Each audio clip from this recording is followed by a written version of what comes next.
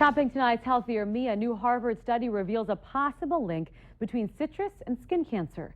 Data from more than 100,000 Americans found those who drank large amounts of orange juice or ate a lot of grapefruit had an increased risk of developing melanoma. While that risk was very low, grapefruit and oranges do contain a compound that makes the skin more sensitive to sunlight.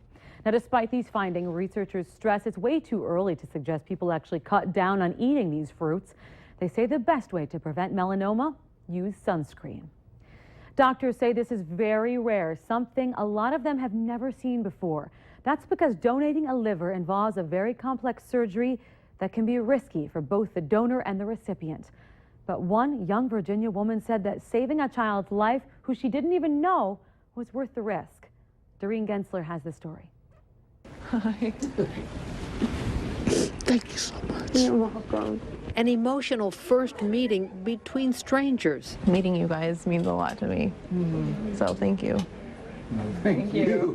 The connection, this little girl, her name is Sage, and for months she was on the waiting list for a liver transplant. She was diagnosed at 6 months old with leukemia, kind of a rare type of leukemia, so they had to try a couple different chemos, and they finally got it into remission, but they knew that wouldn't be the end of it. The harsh chemotherapy, along with a bone marrow transplant, cured Sage's cancer, but it also caused major damage to her body, including her liver.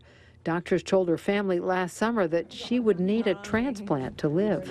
And we didn't really get any responses or anything like that. We didn't hear much, and it felt like we weren't making any progress with it. The family launched a social media campaign, and that led to a story on the local news. And that's when 23-year-old Molly Bricker first learned about Sage. Immediately I was like, oh my gosh, she needs a liver. I have a liver, like I have to apply. I don't even know like what the specific reason was. I just felt really strongly that the Lord was calling me to do it. So it's a extremely difficult and complex operation to remove the liver. Dr. Thomas Fishbein says liver transplantation is much more complex than other types of transplant surgery.